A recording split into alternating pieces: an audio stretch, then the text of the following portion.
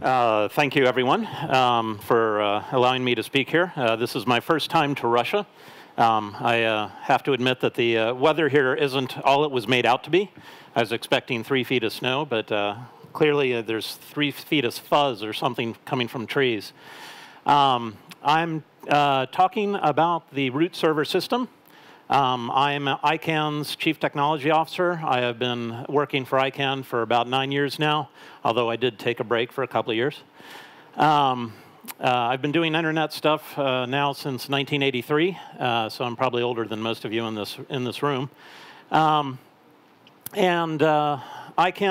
is the sort of the coordinator of the internet system of unique identifiers. Those include the domain name system, the IP addresses, and protocol parameters that are defined by the IETF. So, hello? There we go. This is just an overview of what I'm going to be talking about. I wasn't entirely sure what level I should be speaking at, so I provide a few slides on sort of basics of the root server system. I talk about the root server system as it exists today. And the threats to the root server system, security threats that are facing the root of the DNS, and talk a bit about the evolution of the DNS. So there are essentially there are actually 5, but I'll only talk about 4 because I don't want everyone to fall asleep. 4 elements of the DNS. There's the namespace, the protocols, the infrastructure, and a process. The 5th one is policy, which is what ICANN mostly does. We have meetings 3 times a year. Invite anyone who's interested in anything having to do with internet governance to those meetings.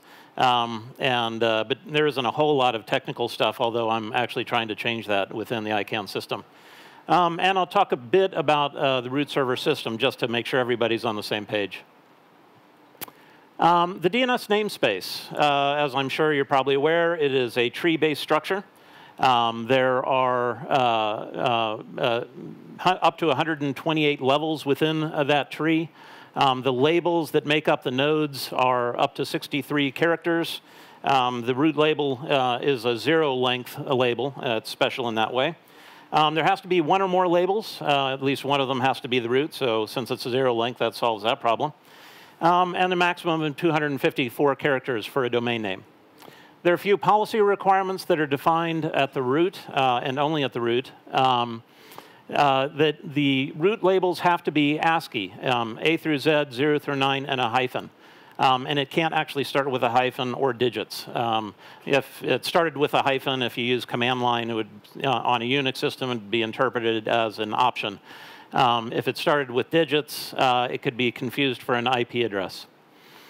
The second policy requirement is that a domain name label must not have -- in the 3rd and 4th characters, unless the first 2 characters are XN. The reason for that is to allow for the creation of something called internationalized domain names. This is a really inspirational hack because the DNS folks who were designing the DNS were afraid that when we started moving into Unicode, that people submitting Unicode queries into the DNS might cause a problem because of the non-8-bit clean nature of Unicode. So instead, they decided to encode Unicode into A through Z, 0 through 9, and a hyphen, and prefix it with XN-. This allows for software that does not expect non-8-bit clean data to be sent to it to continue to operate, although one might argue that's sort of a crazy thing to do. But it does create a fairly significant amount of complexity in applications that have to watch the data stream looking for XN-, in the context of the domain name, and then present that string after decoding it from something called punycode into whatever the Unicode representation actually is. The other restrictions, so 1-letter TLDs are reserved. You can't have something.a or something.z. two-letter top-level domains are mapped into the ISO 3166 two-letter codes. ISO 3166 is a UN agency. It's the list of ISO 3166 codes is managed by the ISO 3166 maintenance agency. And they're the folks that use UN statistics to define what a country is. ICANN actually has no role in defining what a country is. 3 or more letter TLDs are defined by ICANN policy, except the ones that were created before ICANN's existence, so .com, .arpa, .edu, .gov, all of those were created before ICANN policy, so that our policies don't generally apply, although they do for ComNet and org. The protocol. The DNS protocol is UDP-based, so datagrams is by far are predominant. There is support for TCP, and as of RFC 7766, support for TCP is actually required.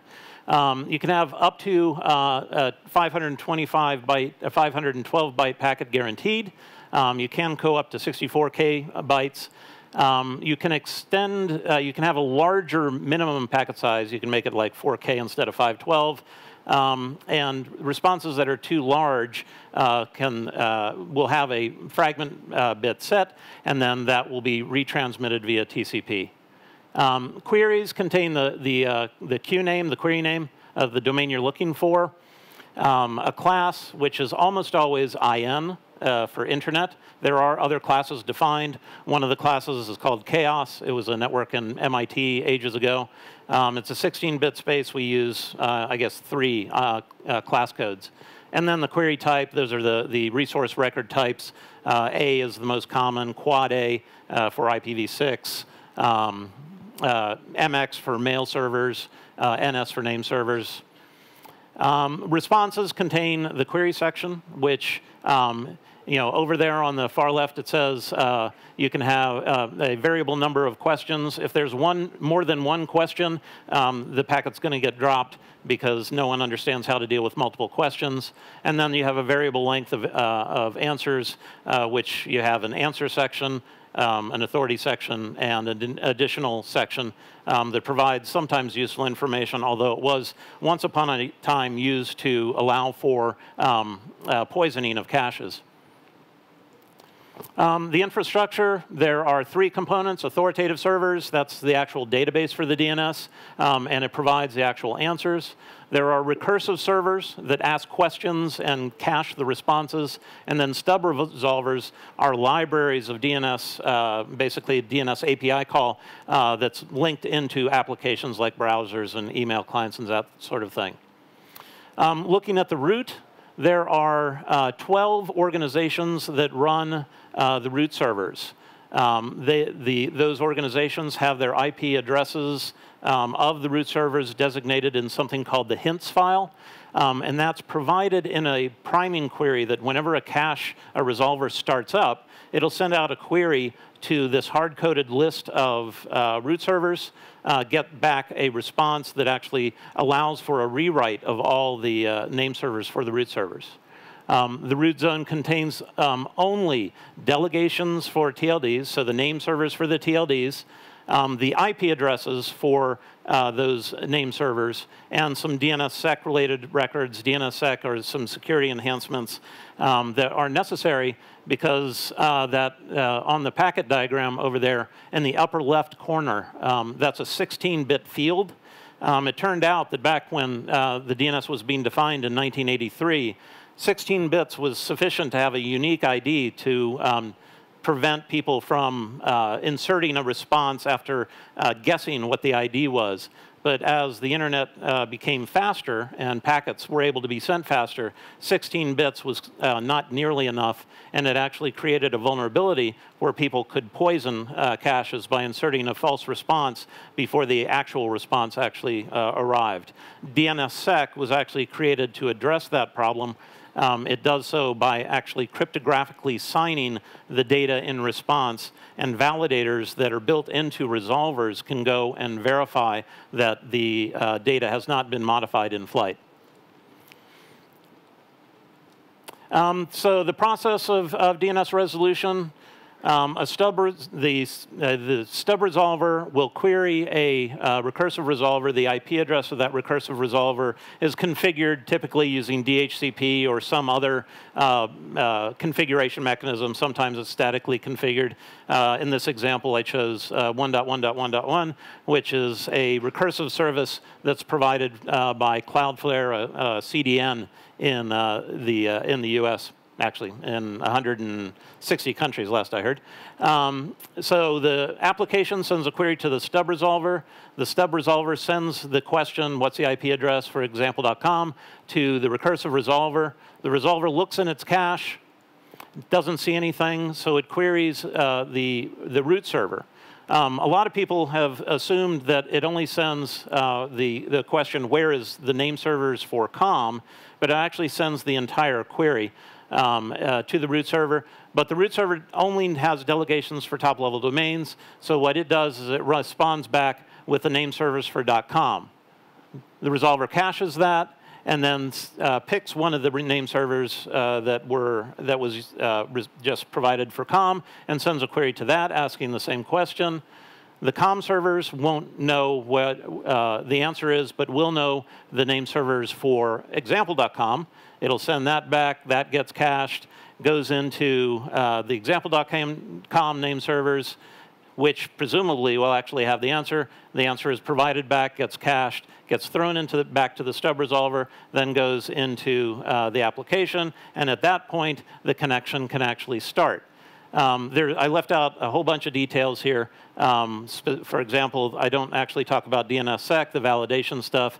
All of this stuff happens typically in less than 100 milliseconds, and once it's cached, then it's network speed wherever your local cache is. Looking at the root server system, the root zone is not special in any way. The root servers themselves aren't particularly special. The only thing that's unusual about them is the IP addresses of them are hardwired into resolvers. That's the root hints file that I mentioned. You can actually, if you're interested, you can go to that URL operated by Diana, and you can see the root hints and see the signatures associated with the hints and that sort of thing. There are currently 26 IP addresses. It used to be there were only 13, but then we created this thing called IPv6, so now we have 26 because we have 13 IPv4 and 13 IPv6 addresses. As I mentioned, those are operated by 12 organizations. One of the organizations runs 4 of the IP addresses. That's VeriSign. These are assigned to over 1,000 machines using BGP routing information and a technique called Anycast. The number 13, which you might have heard about as the number of root servers, is actually a sort of a historical artifact these days. It was a result of the maximum number of root servers that you could fit into a 512-byte priming response.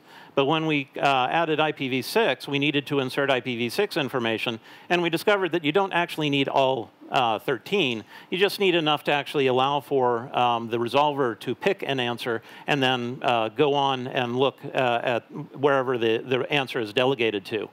The reason there aren't more at this stage is that appears to be no technical reason to add more root servers to the root server system itself. Sort of just a general timeline of the root server system.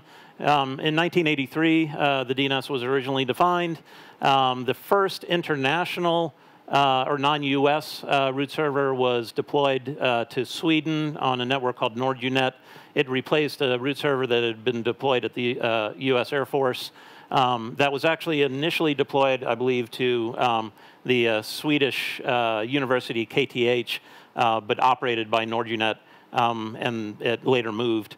In 1997, in 1995, we renamed the root servers to fit into a domain name called rootservers.net to take advantage of something in the DNS called DNS name compression. And that allowed us to expand the total number of root servers and still keep it within 512 bytes. In 1997, we finally got around to adding the 4 additional root servers, including 2 outside of the US, one at RIPE NCC in Amsterdam, the other at WIDE, which is a research network based in Tokyo.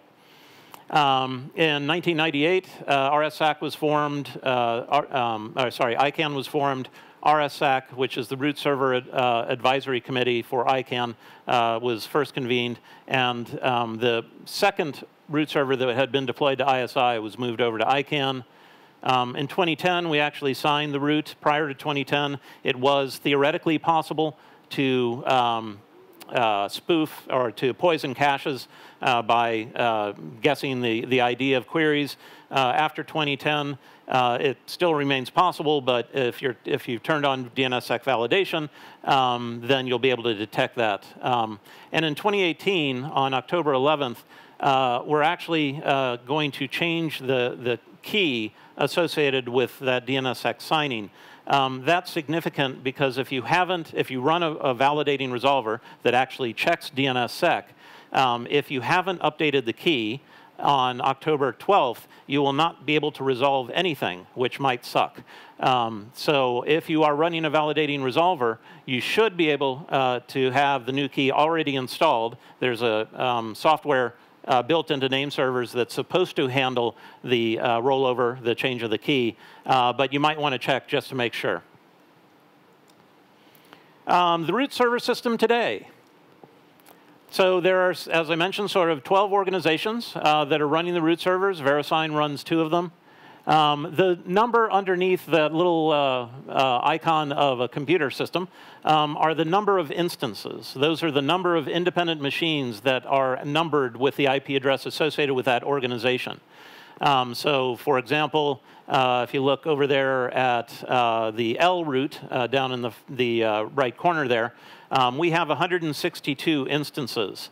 Those are distributed all over the place. Right now, the most is at ISC, and they have 220, but that's actually because they are relying upon Cloudflare's content distribution network to deploy their root server. As you can tell, most of these root servers are based, or the organizations are based in the US. There are 2 universities, VeriSign, which is the registry for .com, Cogent's an internet service provider. There are 2 operated by the US Department of Defense, 1 operated by NASA. NatNod is now a internet exchange provider based in Stockholm, and I mentioned WIDE already. So, looking into Russia, there are currently 11 root server instances based in Russia. 5 are here in Moscow, 2 operated by ISC, 1 operated by VeriSign, 1 operated by RIPE, and 1 operated by ICANN. 3 in St. Petersburg, 1 Rostov-on-Don, 1 Yekaterinburg, and 1 Novosibirsk. To give you an idea of the scale that the root servers are facing these days, that's a graph of 1 day's worth of traffic. The different colors, green is, what is green? Asia Pacific. Purple is, it's hard to tell from here, Europe. So the total, if you look at the totals, and you make the assumption that ICANN's root server is representative, it's looking around 60 to 80 billion queries a day over the full root system. And that discounts denial of service attacks, in which the numbers can go up quite significantly. Speaking of denial of service attacks, threats to the root server system. So denial of service is a real problem. This may come, hopefully, not as a surprise to anyone. The first widely reported attack greater than 1 terabit per second was in September of 2016. The most recent was an attack against GitHub at 1.7 terabits per second. The state of the art is believed to be able to support attacks of much greater bandwidth. That graph there on the right is the thing that makes the root server operators quite nervous, because it's really hard to imagine surviving that sort of an attack. And unfortunately, it looks like things are only going to get worse because the security on IoT devices just sucks horribly. People are deploying sensors and video cameras and all sorts of things with unbelievably poor security practices, not just by the vendors, but the service providers and end users. And it turns out it's really challenging to upgrade these devices because they're so cheap. The vendors don't want to have software to automatically update over the network, and instead just tell you to buy a new device. Routing attacks. As some of you probably already know, the routing system is fundamentally insecure these days. It always has been, and it's sort of challenging to figure out how to make it less insecure. Incoming routing announcements are generally not filtered. Outgoing routing announcements are generally not cleaned by the sender.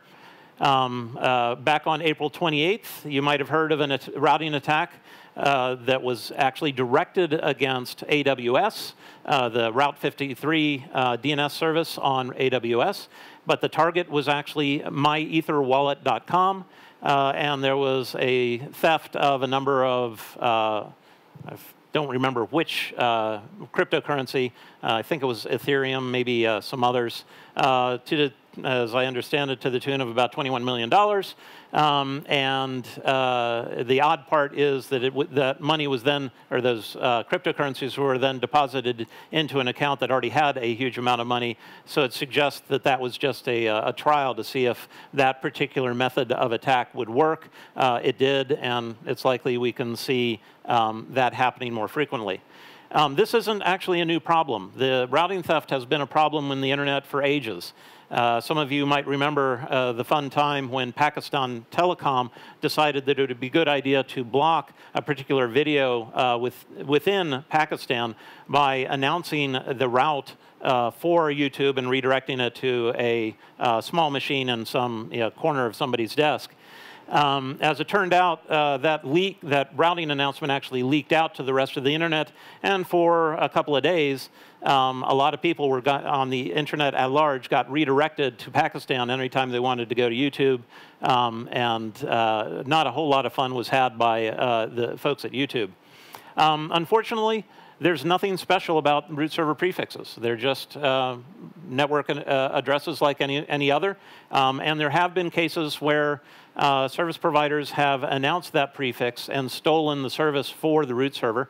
The most well-known of those was within China, where the Chinese actually announced the prefix for the I root server, which is operated by Sweden, NetNod in Sweden. The end result of that was an interesting time for the root server operators at NetNod. Economics. So this sometimes comes as a surprise to folks. There are no contracts associated with root server operation. It is provided as a voluntary service by the 12 organizations, and they don't get paid for that. The ROI is thus sometimes challenging to establish, because it's pretty expensive to run a root server. And particularly as you're trying to upgrade the bandwidth to keep up with denial of service, you end up having to throw lots of money at the root server operations. The traditional solution to DDoS is indeed to throw money. That obviously is not a very good solution when the folks who can set up attacks can outpace your ability to throw bandwidth to try to defend against those attacks. Software system, or the software ecosystem viability. Almost all of the root servers, with the exception of VeriSign, run open source DNS servers. Most commonly, it's Bind from the Internet Systems Consortium or NSD from NLNet Labs. There are other open source software packages available, things like Hedgehog from Cinedin or DSC from DNSORG for monitoring, and then we typically run open system operating systems like FreeBSD or Linux. The long-term viability and vitality of the DNS servers has actually been called into question. The business model for most of the open source vendors for DNS is to accept community involvement or donations, or more importantly, feature requests. However, people keep adding features to the DNS. It makes the DNS much, much more complicated. And Bert Hubert, who's involved with PowerDNS, one of the open source servers, actually gave a presentation at the most recent IETF saying that the DNS specs are now 2,781 pages long in 185 different RFCs.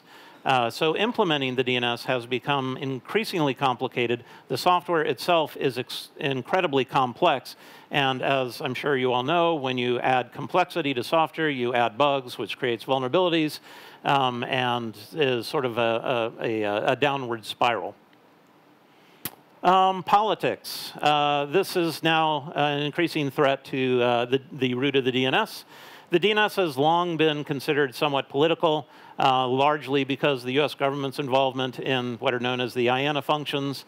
The IANA functions were is the activity that allocates IP addresses and modifies the root zone and responds to requests from the IETF to update registries. In 2016, the US government got out of that business. They let the contract that they had with ICANN expire. And as a result, ICANN is now responsible for something called the empowered community. If any of that interests you, I'm happy to talk about it till your ear falls off, but probably not here. ICANN is still a private organization. It's a nonprofit based in California. And as a result, people still believe that it is still under the control of the US government, so that generates a whole bunch of fun politics. The real issue is that some governments, intergovernmental organizations and non-governmental organizations see the root of the DNS as a point of control. And when there is a point of control, they want to control that point. And as a result, there have, I can't tell you how many times I have gone to various countries and been in various forums for internet governance where the question I get asked is, how do I get a root server?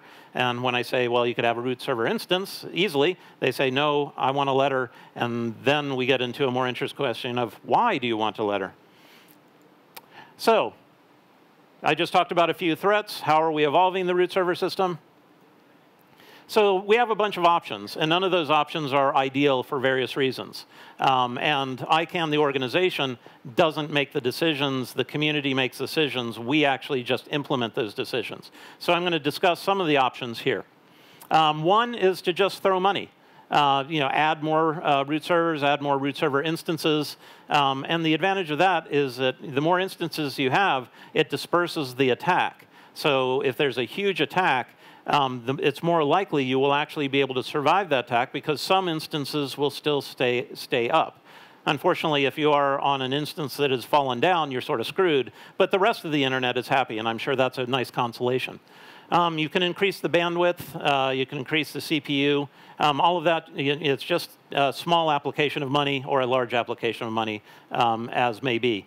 The real problem with that is we don't believe we can keep pace with the bad guys anymore.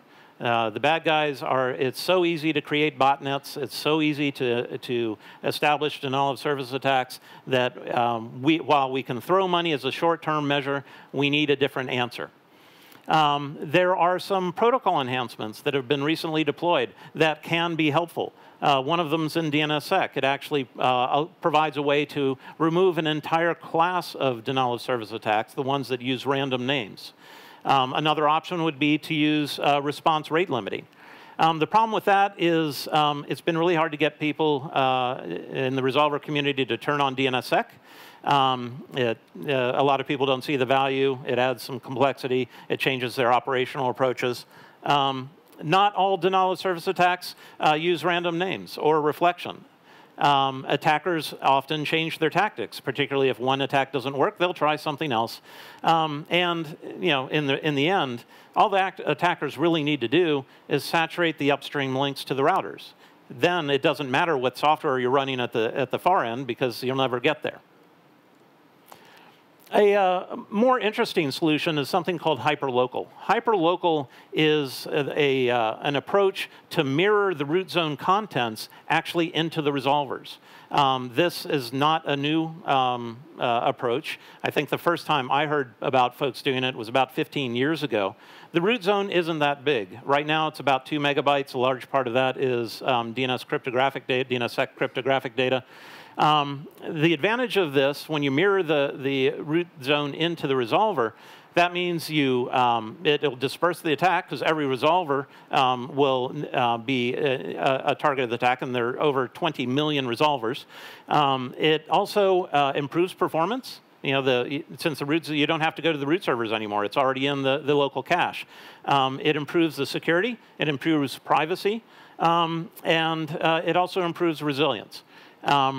And one of the questions is, well, if we're mirroring in the root zone into the resolver, what happens? Can someone modify things? Well, no, DNSSEC protects you from that. The challenges is it does require some DNS expertise. Configuration can be a bit challenging. And eventually, we'll have to figure out how to expand how the root zone is maintained, because there are 20 million resolvers, and if all of them try to fetch the root zone, that's going to require a little infrastructure. Another interesting thing about this is it actually addresses the routing attacks, because it's in your local resolver, and presumably you can control the routing associated with your resolver. Of course, that doesn't actually solve the problem if someone is poisoning the routing system on other systems or your target. Other solutions for the non-technical threats. Economics that includes throwing money at the problem. ICANN received about $300 million in terms of auction proceeds as a result of the new GTLD program. ICANN organization can't do anything with that money. It's the community's money to decide on how they use it. One of the suggestions was that that money actually go to fund the root servers. Fees from registries and registrars, there could be an additional fee associated with supporting the root servers, or move to hyperlocal, because that actually addresses the economic problem. It makes it the resolver operator's responsibility, and they have to deal with DNS anyhow. Software ecosystem viability, well, yet another throw money at the problem. Or in that case, another option would be just don't do anything. The software it gets worked on when people feel it needs to get worked on, or when there's a commercial advantage, you can move to more commercial products, or an open source developer may see it in their interest to fix something. In politics, the suggestions to deal with these threats are along the lines of hyperlocal. Because once you see that the root service is not really a point of control because it's distributed out to all the resolvers, the political interest in having a root server will hopefully decline. We could add more instances, throw money at the problem, add more root servers, throw money at the problem. And in fact, right now, the Root Server System Advisory Committee is coming up with a policy and process by which new root servers can be assigned, should people decide that's the right answer. Or you just try to tell people that politically, going for a root server doesn't solve any problem that you think you have. Summarizing, the DNS has 4 components: namespace, protocol, infrastructure, and process. The root zone isn't special in any way. It's currently on over 1,000 machines, operated by 12 organizations in a whole bunch of countries. There are a lot of threats, and we're still working on what the answers to those threats are. And I would be happy to answer any questions if anyone is still awake. Thanks, David. Thanks. Right. Questions, anyone? Right. It's the guy up there. Hi. How the root servers get synchronized? So the DNS protocol defines a way of transferring the zone data, the DNS data, to all the servers. And all of the servers have timers associated with them. So the root server instances all query what's called a distribution master. The distribution master says, I have a new version, and then the root servers pull that new version. Hello, thank you for your presentation. I have a question: how to detect DNS tunnels based at A queries? I'm sorry, I can just barely hear. Could you get closer to the mic, maybe? Okay. Yeah. Good. Yep. How to detect DNS tunnels based at A queries? It's hard to detect with ADS because it's difficult to separate. Right. So you're asking me how can you detect sort of non-DNS uses of DNS data? Yeah. Yeah. So there are a lot of DNS firewalls out there that will actually do an analysis of the response to determine whether or not the response corresponds to the question. The downside of that is that those DNS firewalls and filters tend to lag behind the development of the DNS protocol itself, so that it might not support all the features that you might want it to. But that's essentially the only way to do that I know of. Thank you. Sure. Hi. Hi. About the issues with the DNS hosting, the root servers. So there are a number of really big companies like Google, Facebook, Yep. Yandex, right? Did you approach them with the suggestion to host part of the root servers?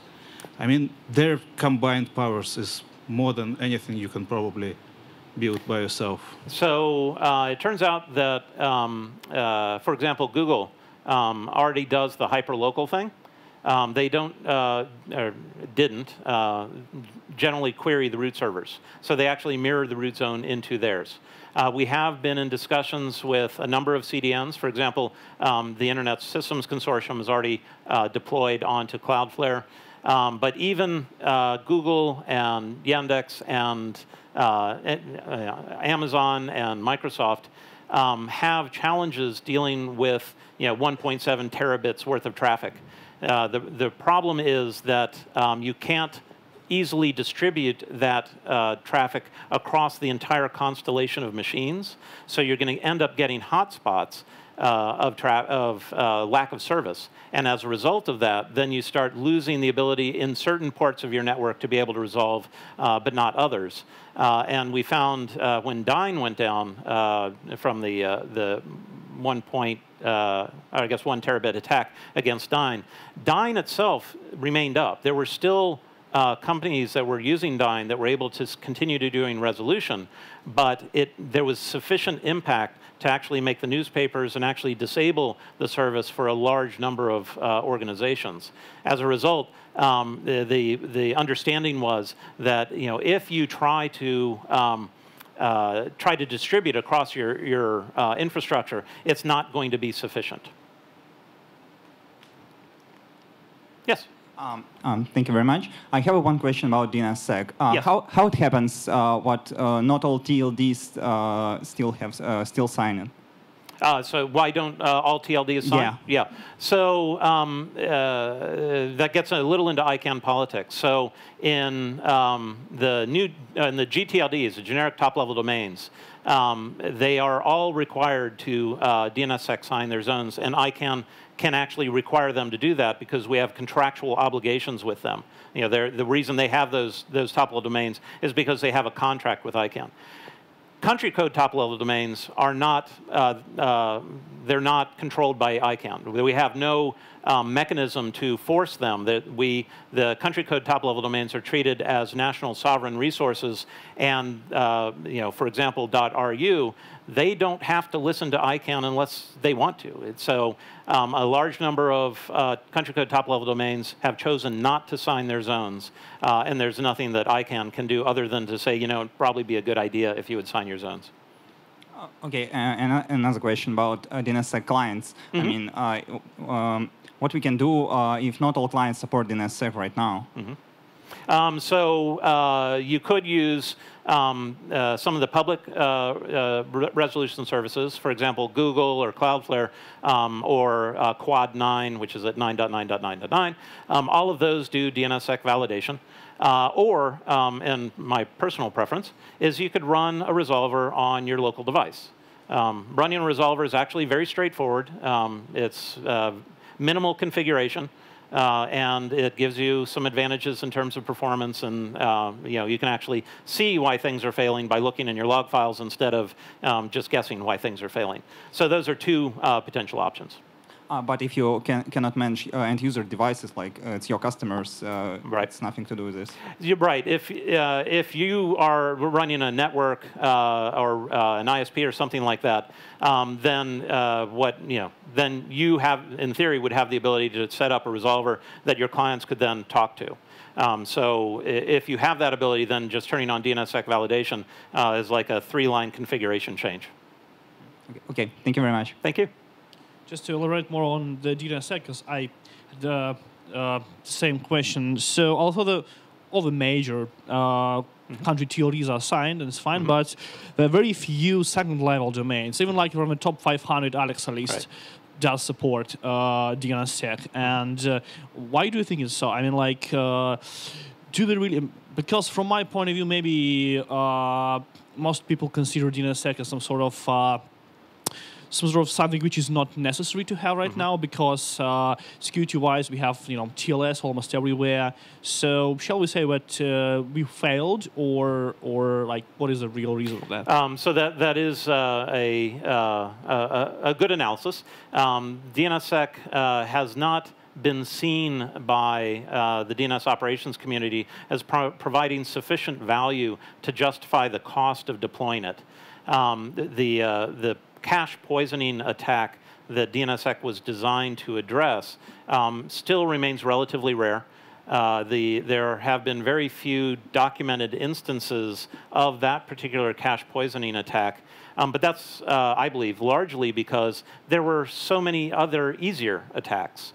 And as people are addressing those easier attacks, it's likely that we'll begin to see more attacks that are harder to implement, such as cache poisoning. And in fact, the routing attack against myetherwallet.com was an innovative approach to actually forcing a change that actually could have been prevented by DNSSEC. In addition, as I mentioned, DNSSEC has this feature that results in, if a name doesn't exist, the query doesn't propagate all the way up to the authoritative servers. It's actually, using DNSSEC, you have information that allows the resolver to reject the query. And that prevents the denial of service attacks that are originated using the DNS on IoT devices. So that in and of itself may be sufficient justification for folks to deploy DNSSEC. But yes, then there's also the case that DNSSEC is sort of like vaccinations, right? You don't need everyone in a population to get vaccinated to reduce the risk of the disease. You just need sufficient to know that the disease will not be able to propagate. Similarly with DNSSEC, we don't need 100% deployment, because if we have a significant deployment, then people will see that that particular attack won't be valuable, and they'll go some other way. All right, thanks. And the last question, please. Yeah. Hello, thank you very much for your talk. What I wonder is if there are any ready implementation of those hyperlocal routes, if there is a ready solution that we can pull the route data to our local resolvers and then serve those. Yes. So if you look at RFC 7706, it'll actually give you the configuration information to actually set up hyperlocal. You don't actually need new software. Most resolver, well, Bind definitely can support it. Other resolvers that are authoritative only or resolver only need to have a parallel process that runs the authoritative to pull the zone into. But the configuration approach is actually already documented in 7706. And also the sources of the root zone data is also documented in 7706. Okay, awesome. Thank you very much. Thank you. Thank you. Thanks, David. Давайте поаплодируем Дэвиду. Thank you very much. Спасибо большое.